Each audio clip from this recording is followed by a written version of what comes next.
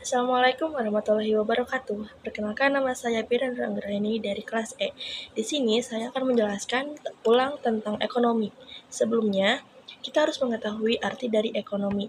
Ekonomi adalah ilmu yang mempelajari cara masyarakat mengelola sumber daya yang terbatas untuk memenuhi kebutuhan hidup melalui produksi, distribusi, dan konsumsi barang dan jasa. Jadi ekonomi itu berkaitan dengan masyarakat yang membuat pilihan untuk mencapai kesejahteraan hidup.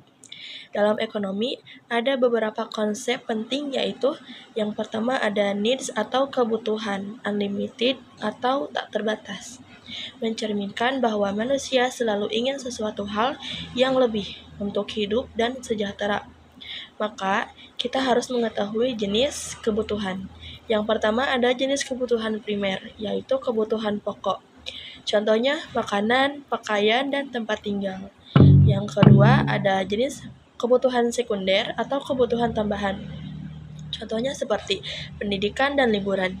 Kemudian yang terakhir ada jenis kebutuhan tersier, yaitu jenis kebutuhan yang mewah. Contohnya seperti mobil dan wisata ke luar negeri. Selanjutnya yang kedua ada resource atau sumber daya.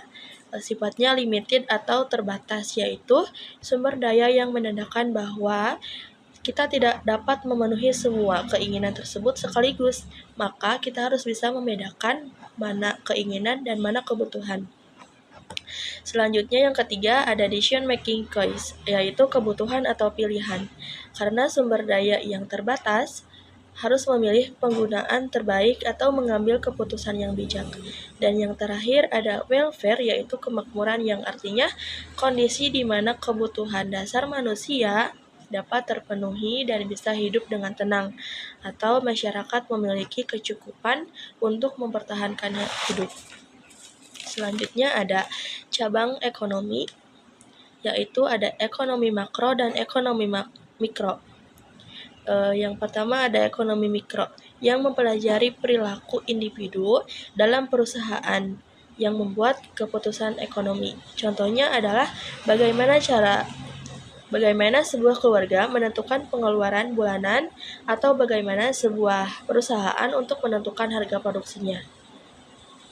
Yang kedua ada ekonomi makro, yaitu mengkaji secara keseluruhan isu besar seperti pendapatan nasional, inflasi, tindakan pengangguran, dan kebijakan pemerintahan. Hal ini sering dibahas di media seperti pertumbuhan ekonomi atau suku bunga.